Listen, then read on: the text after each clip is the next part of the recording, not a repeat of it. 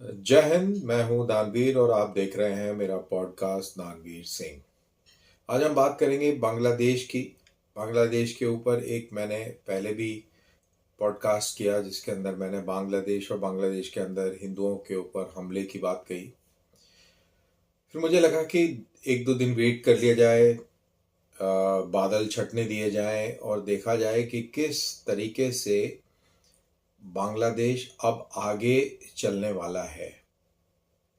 Mohammad Younis interim government के prime minister, care taker prime minister बन गए हैं।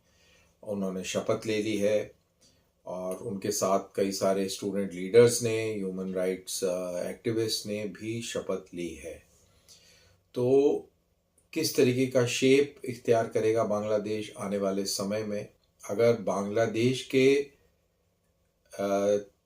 थिंकर्स की बात करी जाए, जर्नलिस्ट की बात करी जाए, तो उनका ये कहना है कि ये पूरा जो वो इसको रेवोल्यूशन कहते हैं, वो पूरा रेवोल्यूशन डेमोक्रेसी को रियल सेंस में स्टैब्लिश करने का था। अब वो उस तरीके से देख रहे हैं। मोहम्मद यूनिस बोल रहे हैं कि हमें एक यूनिटी दिखानी है। That means the unity of Bangladesh is fractured somewhere. It is fractured between the hardlines Islamists who are aligned with Pakistan in thought and actions, and liberal Bangladeshi जो कि मेजॉरिटी है. लेट्स अंडरस्टैंड दिस कि बांग्लादेश का मुसलमान वैसा नहीं है जैसा पाकिस्तान का है। बहुत ही लिबरल, मॉडर्न और बहुत ही तरक्की याफ्ता किस्म के विचार रखने वाला मानुष है। और ये आप जैसे जैसे नॉर्थ और ईस्ट में जाते जाएंगे, इनफैक्ट साउथ और ईस्ट में जाते जाएंगे, आपको प्रोग्रेसिव मुस्लिम की शक्ल देखने को मिलेगी। अब कई लोग इसके ऊपर भी कमेंट कर देंगे कि मुस्लिम एंड प्रोग्रेस ये कॉन्ट्राडिक्टरी है। बहरहाल मैं इस रिटोरिकल टॉक में नहीं फंसूंगा और इस तरफ हमें अभी इस समय ध्यान नहीं देना चाहिए। क्रिटिकल टाइम है। बहुत सारे वीडियोस ऐसे भी आ रहे हैं इंटरनेट के ऊपर, ट्विटर के ऊपर, जिसमें हिंदुओं को टारगेट किया जा रहा है। इसमें कोई डाउट नहीं है कि हिंदुओं को टारगेट किया जा रहा है, बट इसमें भी कोई डाउट नहीं है कि गवर्नमेंट ऑफ बांग्लादेश का लाइन और स्टैंड यूनिटी की तरफ है और वो किसी तरह लॉ एंड ऑर्डर को रिस्टोर करना चाह रहे हैं। एट द ऑनसेट मैं आपको बता दूं कि सबसे बड़ा चैलेंज जो लॉ एंड ऑर्डर को इस्टेब्लिश करने के अंदर बांग्लादेश फेस कर रहा है वो है पुलिस का भगौड़ा हो जाना। जी हाँ, भगौड़ा हो जाना, यानी कि पुलिस ने अपनी पोस्ट को छोड़ दिया है, थाने खाली हो चुके हैं और इनफैक्ट पुलिस ने स्ट्राइक कर दी है। पुलिस का कहना है कि जब तक हमें सिक्योरिटी नहीं मिलेगी हम आगे सिक्योरिटी प्रदान नहीं करेंगे। तो बेसिकली आर्मी को लेकर ये सवाल है कि आर्मी हमको सिक्योरिटी दे। अब जो मेरे को ये पूरे जो अलग अलग किस्म के आर्टिकल्स, अलग अलग किस्म की रिपोर्ट्स जो पढ़ने को आ रही हैं, देख रहा हूँ मैं, उसमें मेरे को ये सेंस मिलता है कि सिचुएशन इतनी क्रिटिकल हो चुकी थी बांग्लादेश के अंदर कि आर्मी के अंदर डिवीजन आ गया था। आर्मी ने हुक्म मारना बंद कर दिया था। एक तरीके से एक rebellion kind of a situation Bangladesh army के अंदर पैदा हो गई थी। और इसी चीज को जांचते भांपते हुए बांग्लादेश के सेना अध्यक्ष ने शेख हसीना को बोला था कि आपके पास सिर्फ 1 घंटा है, आप जल्दी जल्दी निकल के चले जाएं अगर आपको जान बचानी है। तो इसका मतलब ये हुआ कि बांग्लादेश की सेना अपने प्राइम मिनिस्टर को सिक्योरिटी फराहम करने में असमर्थ थी। ये बहुत ही सीरियस मैटर है कि किस तरीके से सिक्योरिटी एपरेटस, जिसमें आर्म फोर्सेस एक बहुत अहम किरदार अदा करती हैं, वो जब क्रम्बल कर जाए तो क्या सिचुएशन बनती है। और मेरे को ऐसा लगता है कि बांग्लादेश की फौज, उसका जो स्ट्रक्चर था वो कहीं ना कहीं कमज़ोर हो गया था और पोलराइज्ड हो गया था इस पूरे स्टूडेंट प्रोटेस्ट को लेकर। दैट मीन्स जो लोअर रैंक्स थे बांग्लादेश की आर्मी के, they were not with the government and the generals and the officer had a issue in controlling it. क्योंकि एक वीडियो मेरे को याद है ट्विटर पे मैंने देखा जिसके अंदर बांग्लादेश के फौज के जवान प्रोटेस्टर्स के साथ मिलकर हवाई फायरिंग कर रहे हैं और अपना एक फौज जो है वो इन स्टूडेंट्स के साथ में अपना समर्थन अदा कर रही है। स्टूडेंट्स ताली बजा रहे हैं, हवा में फायरिंग हो रही है और उस तरीके से सेलिब्रेट किया जा रहा है। तो जब ये चीज़ें सामने आने लगी तो एटलीस्ट मुझे ये समझ में तो आ रहा था कि कुछ गड़बड़ है, लेकिन इतने बड़े लेवल पर गड़बड़ है कि प्राइम मिनिस्टर को भागना पड़ जाए, शायद इसका अंदाज़ा नहीं था। और जिस दिन शेख हसीना भागी उससे एक दिन पहले पूर्व सेनाध्यक्ष और कई जर्नलों ने एक साथ ये बोला कि अभी सिचुएशन अनटेनेबल हो गई है, सिचुएशन गंभीर है। अब यहाँ पर एक पॉइंट मैं आपको बताना चाह रहा हूँ, ये वो कौम है, इनफैक्ट मैं पहले ये कहूँगा कि नॉर्थ इंडिया की ये जो नैरेटिव है ना कि अरे ये तो बंगाली हैं, ये तो चावल खाते हैं, ये तो मछली खाते हैं, इनमें वो जान जज्बा नहीं है, ये हैं, ये वो हैं, द रेशियल बकवास that you listen in the north India to do with Bengalis, but ये फैक्ट नहीं है। बहुत ही ज़बरदस्त फाइटर्स हैं, बहुत ही शानदार लोग हैं, कल्चरली बहुत इंक्लाइंड हैं। Excuse me. और इसका आप अंदाजा इस चीज से लगा सकते हैं कि देखिए बांग्लादेश की स्ट्रगल में 1971 के रनअप में पाकिस्तान आर्मी ने बहुत बड़ी तादाद में इन लोगों को मारा। कहते हैं कि 30,000 के करीब, 30,000 से अलग अलग फिगर्स हैं, 30,000 से 1 लाख तक तो महिलाओं का रेप हुआ और लाख से ज़्यादा लोगों का वहाँ पर कत्ल हुआ। और ये भी फिगर्स डिस्प्यूटेड हैं, कोई इसको 3-4 लाख की संख्या देते हैं, कोई 1 लाख की, कोई इससे कम की, तो well what ever it is.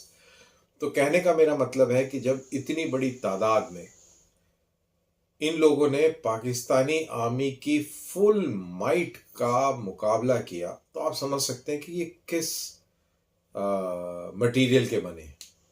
ये बहुत ही जज्बाती लोग हैं, कॉन्शियस ड्रिवन लोग हैं, और इनके जो सेंस है वो बिल्कुल अलग है as compare to rest of the country, rest of the India, specially the north India.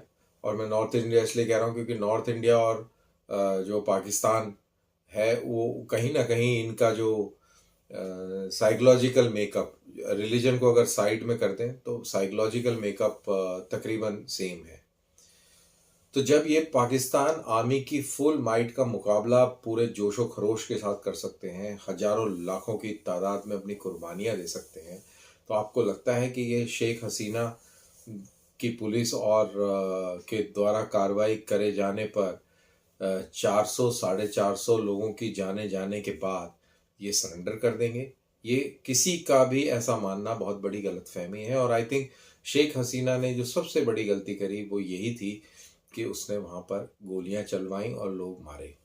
आपको यहाँ पे मैं फिर पिछले वीडियो में मैंने कहा था, इस बार फिर मैं आपको याद दिला दूं कि किसान आंदोलन हुआ, जो उसमें जो सिख प्रोटेस्टर्स थे उन्होंने पूरा जान का जोर लगा दिया कि मोदी और मोदी सरकार और पुलिस जो है कोई ऐसी कार्रवाई कर दे जिसमें किसी की जान चली जाए, और फिर वो नैरेटिव बिल्ड करके और पूरी देश के अंदर, स्पेशली कैपिटल दिल्ली के अंदर अराजकता फैला दें और फोर्स कर दें गवर्नमेंट को रिजाइन करने की। ये उनका गेम प्लान था और ये गेम प्लान मोदी सरकार को बखूबी समझ में आ गया, तो उन्होंने बिल्कुल ऐसा कुछ नहीं किया।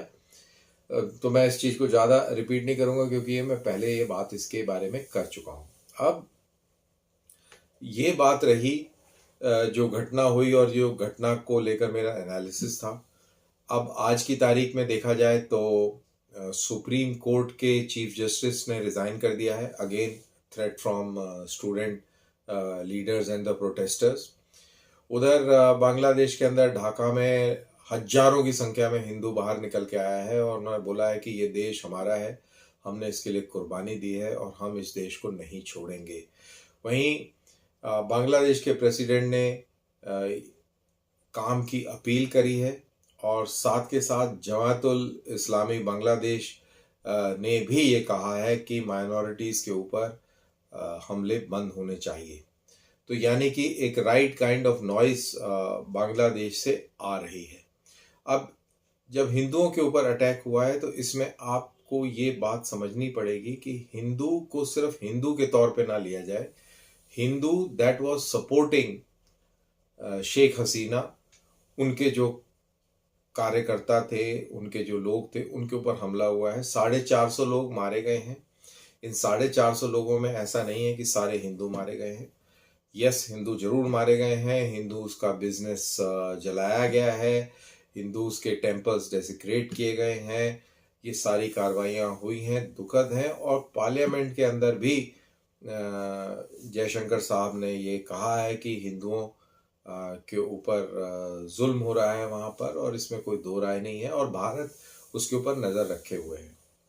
अब यहाँ पर आते हैं, इसमें दो चीज़ें हैं जो समझना जरूरी है। सबसे पहले तो कि हमारा वहाँ पर कितना इन्वेस्टमेंट रहा है। इन्वेस्टमेंट एज इन पैसा नहीं, investment as in diplomacy, as in effort of the country to make Bangladesh different. वो मैं इसलिए कह रहा हूँ कि जो खालिदा जिया थी और उससे पहले जो फौजी शासक थे बांग्लादेश के, वो पाकिस्तान की तरफ अलाइंड थे। अगेन मैं पे ये एम्फसिस देना चाहूँगा कि ये जो स्मॉल कंट्री सिंड्रोम होता है ये बड़ा खतरनाक होता है। उनको लगता है कि ये जो बड़ा मुल्क है ये हमें खा जाएगा। ये एक किस्म का पैरानोया होता है और ये पैरानोया आपको हर बड़े मुल्क के साथ मिलेगा, चाहे वो रशिया हो। अगर रशिया की बात करें तो यूरोप के अंदर ये कॉम्प्लेक्स है और इसी कॉम्प्लेक्स के चलते हम वहाँ पर नेटो अलायंस देखते हैं। उसी कॉम्प्लेक्स के चलते हम ये यूक्रेन और यूक्रेन की सपोर्ट और यूक्रेन के खिलाफ जो भी आवाज़ें हैं वो देखते हैं, whatever it is. So Europe is a very classical example. China, South China Sea is a very classical example.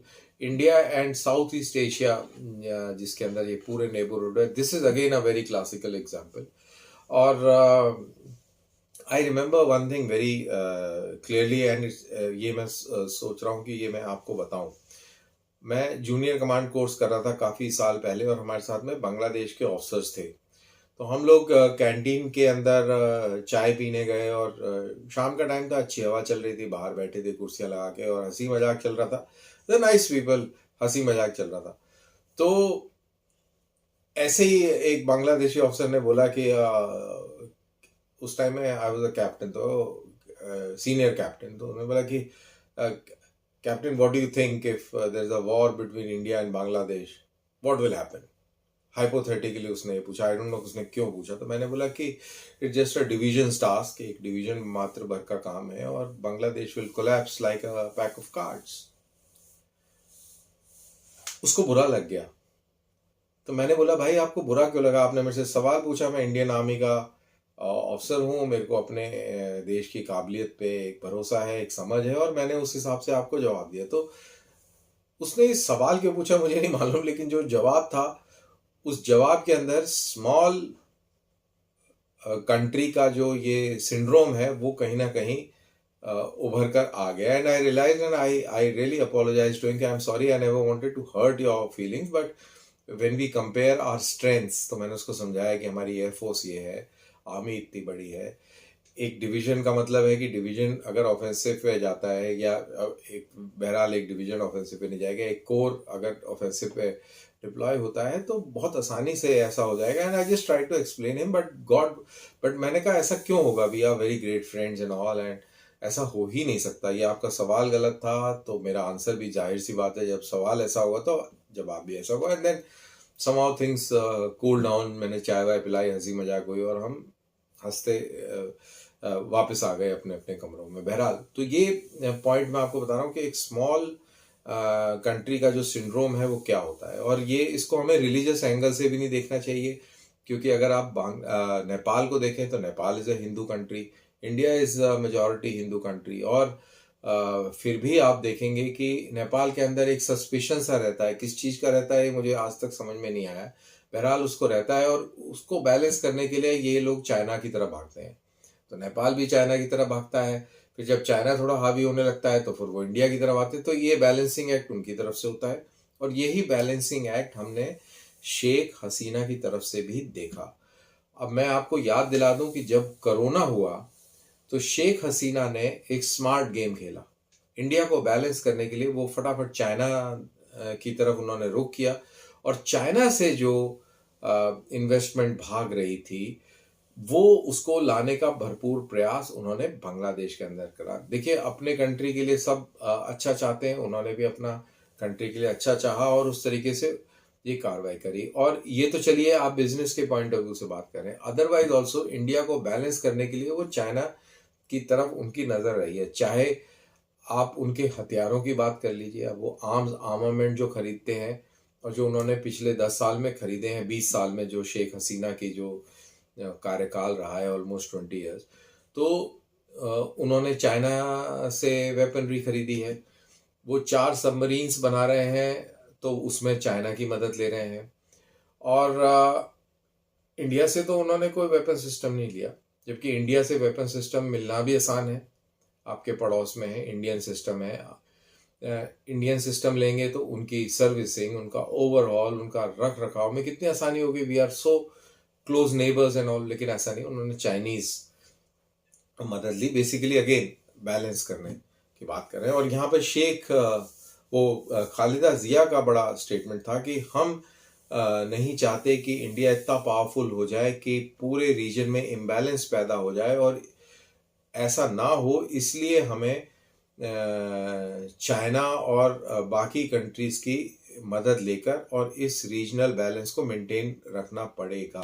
तो ये बेसिकली, चाहे वो शेख हसीना हो, चाहे वो खालिदा जिया हो, चाहे कोई मिलिट्री डिक्टेटर हो, ये बेसिक उनका थॉट है, and this we should realise. Sheikh Hasina के साथ ये था कि वो थोड़ा सा उनका थोड़ा क्या बहुत इंडिया के तरफ फेवरेबल था, और उन्होंने एक बहुत फेवरेबल काम किया, वो ये था कि जितने भी टेररिस्ट ऑर्गेनाइजेशंस बांग्लादेश से ऑपरेट कर रही थी इंडिया के खिलाफ, उसको तोड़ने में, उनको विस्थापित करने में, ख़त्म करने में शेख हसीना ने बहुत बड़ा योगदान दिया, जो कि खालिदा जिया के टाइम में फल फूल रही थी चीज़ें, वो शेख हसीना ने बहुत शानदार तरीके से उनको डिसमेंटल कर दिया, उनके ट्रेनिंग कैंप्स और उनके बाकी जो इंफ्रास्ट्रक्चर, जिसकी वजह से आज नॉर्थ ईस्ट के अंदर शांति है, नॉर्थ ईस्ट के अंदर असम पीसफुल है, इनफैक्ट मणिपुर को छोड़ के बाकी सब कुछ पीसफुल है। तो ये एक बहुत इम्पॉर्टेंट कंट्रीब्यूशन शेख हसीना का था, और इसीलिए इंडिया ने ब्लाइंड फेथ शेख हसीना पे किया। और शेख हसीना, जैसा कि हम जानते हैं कि वो चाइना के हाल ही दौरे में गई थी, और अपने तख्ता पलट होने से जस्ट कुछ दिन पहले चाइना से लौटी थी। वो किसी बात से वहाँ पे नाराज़ हो गई और वो एक दिन पहले आ गई, वो अपनी जगह पे, बट चाइना को उन्होंने रखा था इंडिया के साथ, इंडिया को काउंटर बैलेंस करने के लिए। मेयर फैक्ट कि फौज की जितनी भी नए हथियार खरीदे उन्होंने, वो सब चाइना से खरीदे। तो ये एक एस्पेक्ट था। दूसरा एस्पेक्ट, क्योंकि ये चाइना की तरफ इनका रुझान ज़्यादा बढ़ते जा रहा था, तो इससे अमेरिका नाखुश था, और अमेरिका नाखुश था तो उसने वो जो स्टैंडर्ड अमेरिकन पैटर्न है कि वो ह्यूमन राइट्स का वायलेशन हो रहा है, डेमोक्रेटिक राइट्स जो हैं वो लोगों के ख़त्म हो रहे हैं, और वगैरह वगैरह, और दरअसल हो भी रहे थे। देखिए, there is no denying the fact कि शेख हसीना ने बहुत सारी गलतियां भी करी हैं, और एक तरीके से ऑपोजिशन को सप्रेस किया, और बहुत सारे इश्यूज हुए, तो उसमें कोई दो राय नहीं है। इस चीज़ को अमेरिका ने उठाया। अब अमेरिका ने इसलिए उठाया क्योंकि अमेरिका ने देखा कि ये चाइना की गोदी में बैठते जा रहे हैं, तो वो उनको अप्रोच करे, और शायद वहाँ पे एक वो क्रिश्चियन नेम है एक आइलैंड का, I think it's Saint Martin, तो कि वो आइलैंड आप हमें दे दें, वो this island is very close to Obama, and अगर आप जो आइलैंड की चेन्स देखें तो if you stretch it, it goes right up to Coco island and then Andaman Nicobar and things like that. तो इनके पास अप्रोच किया कि आप हमें ये दे दें, हम यहाँ पर अपना एक बेस बनाएंगे। ऑब्वियसली बांग्लादेश ने मना कर दिया। तो somehow US was feeling threatened and US was feeling threatened. तो अब एक ये थ्योरी ये है कि सीआईए का प्रायोजित ये पूरा गेम प्लान था। ये मैं मान भी सकता हूँ, और मैं इसलिए मान रहा हूँ क्योंकि government of India, specially ministry of external affairs के जो स्पोक्सपर्सन हैं, उन्होंने ये हाल ही में एक प्रेसर के दौरान ये कहा कि third countries hand can not be ruled out.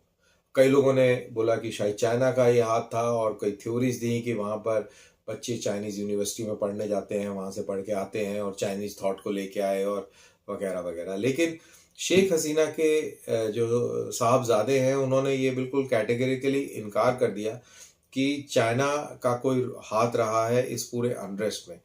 अब जाहिर सी बात है, क्योंकि वो प्राइम मिनिस्टर के लड़के हैं और वो एक एडवाइज़र भी थे गवर्नमेंट को, और उनकी एक्सेस भी थी टू वेरियस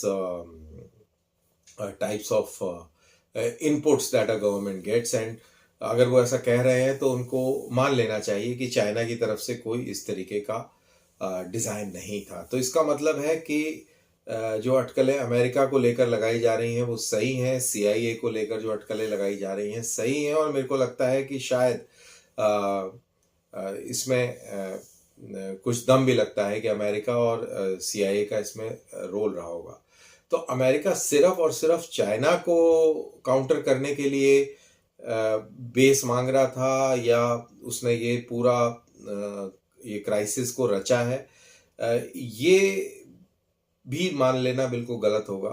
क्योंकि मेरा ये मानना है कि चाइना को नलीफाई करने के लिए इंडिया से ज़्यादा बेहतरीन एलाय उसके पास नहीं है। लेकिन इंडिया को भी चेक में रखने के लिए उसने नेबरहुड का काम इस्तेमाल किया है। वेस्टर्न कंट्रीज ने पिछले 70-75 साल के अंदर हमने देखा कि पाकिस्तान का किस तरीके से इस्तेमाल किया इंडिया को सप्रेस करने में, इंडिया को एक तरीके से कमज़ोर रखने में। लेकिन अब पिछले 10-15 साल से हम देख रहे हैं कि इंडिया अब बियॉन्ड रीच हो गया है। अब it is not easy to suppress.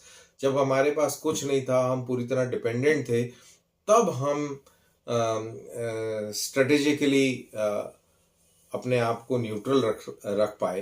तो आज की तारीख में हम स्ट्रांग हैं, केपेबल हैं, और अब स्ट्रेटेजिक न्यूट्रलिटी रखना उतना मुश्किल मेरे हिसाब से नहीं है जितना पहले था, और अब हम रख रहे हैं। अब हम रशिया के साथ भी मिल रहे हैं, पुतिन भी नरेंद्र मोदी साहब को गले लगा रहे हैं, और नया प्रेसिडेंट आएगा उसकी भी मजबूरी होगी नरेंद्र मोदी, व्हेन आई से Narendra Modi that is prime minister of India, prime minister of India को गले लगाने के लिए। तो ये एक पूरा सिचुएशन है।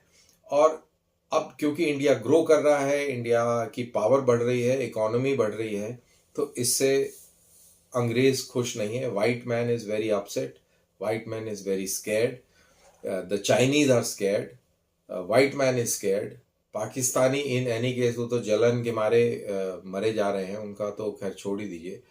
तो ये सब है। और इस पूरे पस मंजर में अगर हम इस चीज को देखें तो इससे कोई हैरानी नहीं मुझे होती कि अमेरिका ने ये प्लान्ड कू करवाया हो सकता है। तो अगर आप इंडिया का नक्शा देखें और इंडिया के इर्द गिर्द सारे मुल्क देखें तो आपको समझ में आएगा कि अब इंडिया के लिए कितनी ज्यादा भारी चैलेंजेस बढ़ गए हैं। एक तरफ से शुरू करते हैं, पाकिस्तान कभी हमारा ना था, ना है, और ना कभी आगे रहेगा। कभी वो चाइना की गोदी, कभी वो अमेरिका की गोदी, ये गोदी गोदी खेलता रहेगा। हमें पाकिस्तान को परपेचुअल लॉन्ग टर्म एनिमी की तरह ही देखना होगा, और वो हम शायद देख भी रहे हैं, उसमें कोई डाउट नहीं है। अब आप घड़ी के सुइयों के सीधे रुख चलेंगे, यानी कि अगर इंडिया बीच में है और पाकिस्तान को हम फुल वेस्ट लेके चले, या दिल्ली से हम इस्लामाबाद देखें तो वो 11 बजे की लाइन में है। तो जहाँ पे 11 बजे की लाइन, वहाँ से शुरू करते हैं तो पाकिस्तान जो कि जैसा मैंने कहा कि उस पर ना कोई एतबार किया जा सकता है, ना कभी वो दोस्त था, ना है, ना कभी बनेगा। That is one. अब इधर चलिए, अगर बीजिंग के हिसाब से देखा जाए, चाइना के हिसाब से देखा जाए, तो वो भी हमारा दोस्त ना था, ना है और ना कभी बनेगा। लेकिन वहाँ पर पाकिस्तान जैसे हालात नहीं होंगे, क्योंकि अब इंडिया 62 वाला नहीं है, इंडिया बहुत स्ट्रांग हो गया है। तो दैट इज अनदर। अब इन दो दुश्मन मुल्कों को छोड़ दीजिए, नेपाल की बात करिए, जो कि आप 2 बजे की दिल्ली के हिसाब से देखा जाए तो मेरे ख्याल से 3 बजे की लाइन में काठमांडू होगा।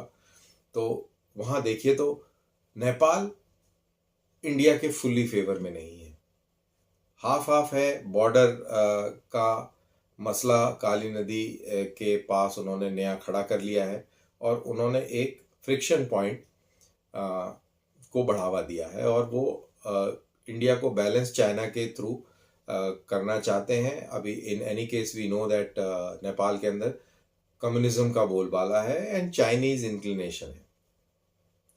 फिर आप उधर चले जाइए, भूटान इसी लाइन में आगे चले जाइए। Bhutan is a neutral country, so far safe and हमारे हक में है। So that is only one country so far. तो अभी हमने पाकिस्तान, चाइना, नेपाल, तीनों में से 2 प्रॉपर एनिमी, एक स्ट्रेटेजिक बैलेंसिंग, और वो गेम खेल रहे हैं। अब आप भूटान की बात, जैसे मैंने कहा, वहाँ न्यूट्रल है। फिर आप थोड़ा साउथ आइए, एग्जैक्टली 4 o'clock की डायरेक्शन में आइए, तो ढाका पड़ता है। और यहाँ पर हमने देखा कि ये पूरी तरह प्रो इंडिया था, और अब ऊँट किस करवट बैठेगा ये देखना होगा। बट डेफिनेटली जिस तरीके से प्रो इंडिया रहा है, उतना प्रो इंडिया अब नहीं रहेगा। मजबूरियों के चलते, इकोनॉमिक इश्यूज के चलते उसके पास कोई और विकल्प नहीं होगा इंडिया का सहारा लेने के लिए। तो वो एक चीज जरूर मेरे को लगता है कि शायद वो उसको मजबूर करे, दैट इज इकोनॉमिक इशू। वहीं बांग्लादेश और भूटान के और परे चले जाइए, अपने नॉर्थ ईस्ट के आगे चले जाइए, that is Burma, Myanmar. Myanmar पूरी तरह से इनफैक्ट चाइना की गोदी में जाकर बैठ चुका है। वहाँ पर सिविल वॉर हो रहा है। आंग सांग सूकी और जो डेमोक्रेटिक फोर्सेस जो कि वेस्टर्न कंट्रीज के प्रति अलाइंड थी, अब वो अदर साइड है, और वहाँ भी CIA की मदद से एक बहुत ज़बरदस्त सिविल वॉर चल रहा है। वहाँ भी पूरी तरह अनरेस्ट है। वहाँ से आए दिन कोई ना कोई खबर आती रहती है कि उनकी फौज भाग के इंडिया आ गई, या उनके रेफ्यूजीज आ रहे हैं। और मणिपुर के अंदर भी जो मैती वर्सेस कुकी जो वहाँ पे क्लैशेस चल रहे हैं, उसके ऊपर भी अगर हम डिटेल में जाएं तो उसके भी तार इस बर्मा अनरेस्ट से जुड़ रहे हैं, ड्रग ट्रेड से जुड़ रहे हैं। So that is an issue.